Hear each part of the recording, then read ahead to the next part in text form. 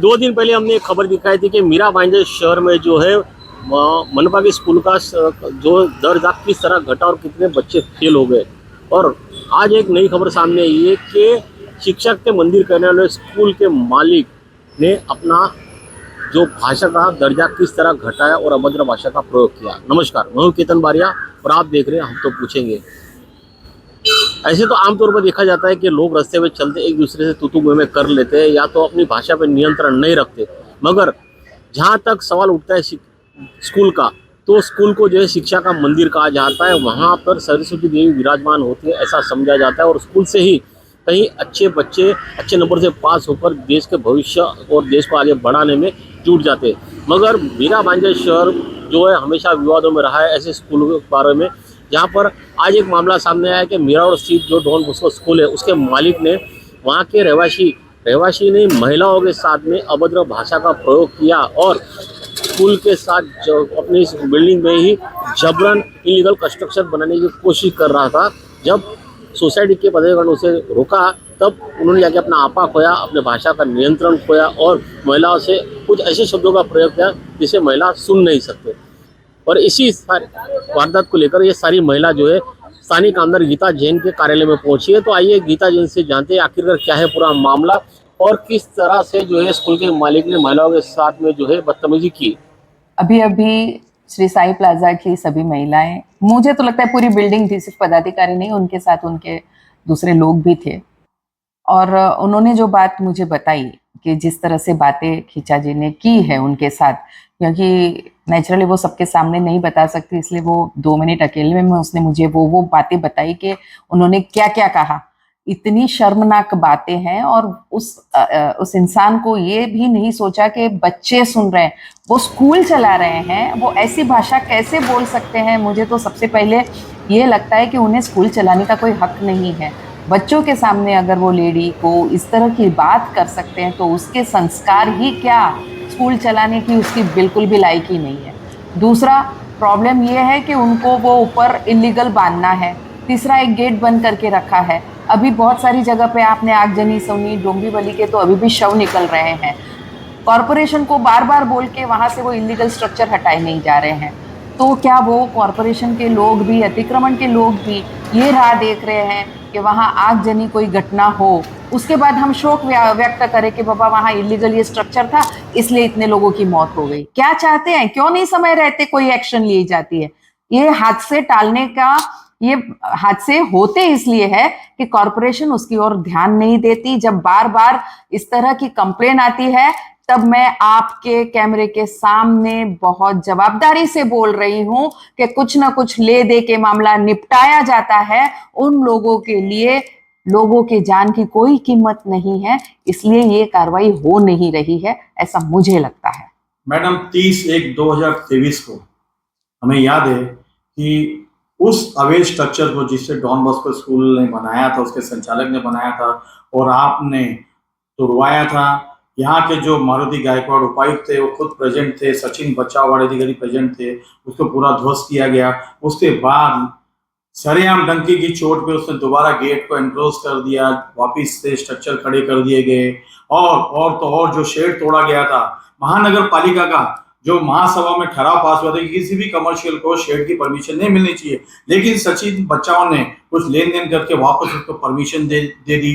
तो क्या कहेंगे महानगर पालिका के अधिकारियों के लिए और क्या कहेंगे स्कूल के खींचा के लिए?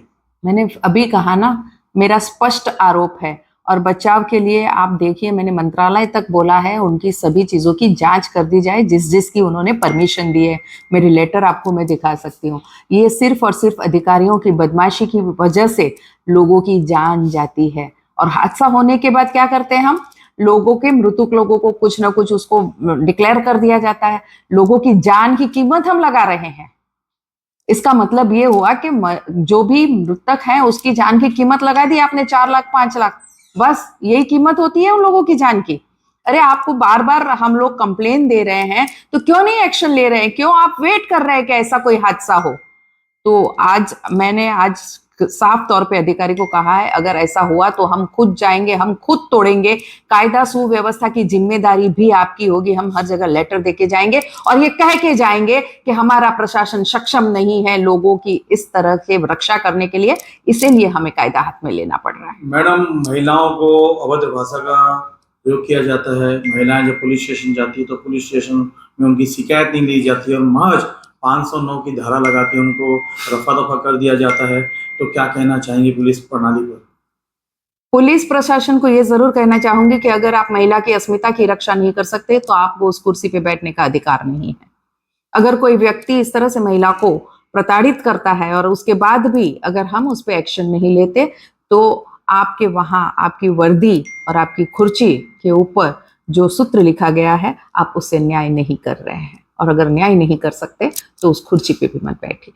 तो आपने देखा कि अंदर गीता जैन ने जिस तरह कैमरे पे जो घटना बयां की है और कहा है कि उस स्कूल के मालिक ने कुछ ऐसे शब्दों का प्रयोग किया जो कैमरे के सामने बोले नहीं जा सकते, ना ही कोई ऑफ द कैमरा सुनने की चाह भी रखता हो।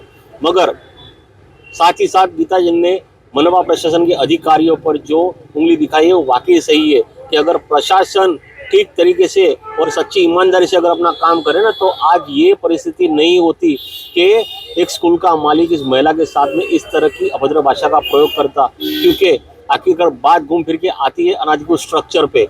और इसी के साथ में उन्होंने बताया पूरे मामले में गीता जी ने जो संज्ञान लिया है और पुलिस अधिकारियों को हिदायत दी है कि अगर वो जल्द से जल्द इस मामले पर इन महिलाओं की शिकायत नहीं लेंगे तो उन्हें आगे तक जाना पड़ेगा, जिससे पुलिस विभाग जो है हरकत में आ चुका है। कनकजा पुलिस स्टेशन में जो है इनकी शिकायत यहाँ पे दर्ज हो रही है।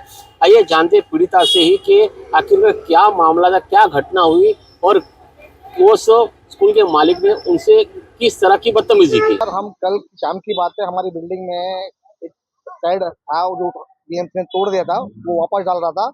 हम सारी बिल्डिंग वाले नीचे उतर के गए बिल्डिंग स्कूल के पैसेज में। वहाँ जैसे हम पहुंचे तो स्कूल वाला, उसके 2 लड़के और उसको 4 काम करने वाले बंदों ने हम बुरी बुरी गालियां दी।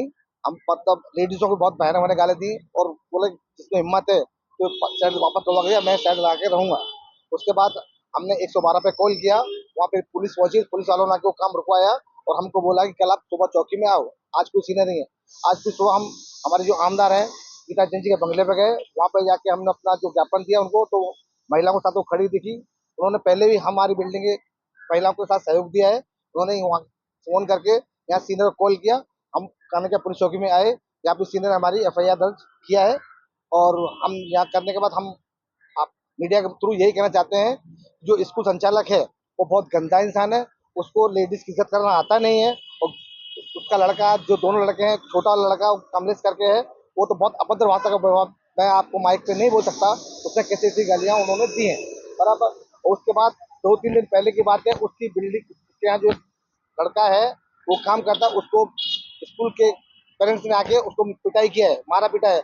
उसने कुछ गलत एक्टिविटी किया था बच्चों के साथ में, और उसके जो बच्चे हैं उनके साथ भी क्या क्या बिहेव करता है, इसलिए सेट वहाँ पे डाला हुआ कि ऊपर बिल्डिंग वाले इसको कोई वीडियो वगैरह ना बना सकें, वो चीज़ है। उसके बाद इसके जो लड़का है उसको पहले से भी एक यहाँ पे FIR दर्ज है, वो लड़की के साथ कुछ छेड़ाछाड़ी किया था, वो भी ये स्कूल में शिक्षा के मंदिर में ये वही काम करते हैं। तो हमारी रिक्वेस्ट है मीडिया के थ्रू कि इनके खिलाफ सख्त कार्रवाई की जाए। तो आपने देखा कि किस तरह कहा सुनी और अभद्र भाषा का पूरा प्रयोग हुआ है इस घटना में। मगर इस सारे घटनाक्रम को आप देखेंगे तो कहीं ना कहीं प्रशासन पे वो एक उंगली रखना काफ़ी ज़रूरी है, क्योंकि आप अगर कायदे से देखो तो ये सारे स्कूल हो, बिल्डिंगे हो, कॉलेजेस हो, हॉस्पिटल हो, उसके लिए सुप्रीम कोर्ट ने एक कायदा की रचना की जिसको नेशनल बिल्डिंग कोड कहा जाता है। और सुप्रीम कोर्ट जब कोई कायदे का निर्माण करता है तो पूरे भारतवर्ष को वो लागू होता है, ना ही कि किसी एक व्यक्ति विशेष को। ऐसे में अगर ये अधिकारी वर्ग कायदे का अगर अपनी सच्ची ईमानदारी से अगर पालन करते तो आज ये घटना घटने से बच सकती थी। और महज ये घटना यहाँ पर हुई ऐसा नहीं है, मीराभांजा शहर के लिए भी जो एक चेतावनी की ऐसी घटना शहर में हर जगह पे हो सकती है, क्योंकि ये सिर्फ एक स्कूल के छत की बात नहीं है। अगर आप शहर में घूमोगे मीराभांजा शहर में तो ऐसे इनलीगल शेड जो है आपको हर जगह देखने मिलेंगे, और हर एक शेड धारक के पीछे कोई ना कोई एक रसूखदार नेता रहेगा जो इनको प्रोटेक्ट करता है। अब ऐसे में देखना है कि क्या वाकई इन सरकारी अधिकारियों के अंदर का ज़मीर जागेगा, क्या कभी वो ईमानदारी, सच्ची ईमानदारी से शहर को इस अनाधिकृत बांधकाम से या शेड से मुक्त कराएंगे ये नहीं, ये तो आने वाला वक्त ही बताएगा। कैमरामैन अभिराज नायर के साथ चेतन बारिया, मीरा रोड।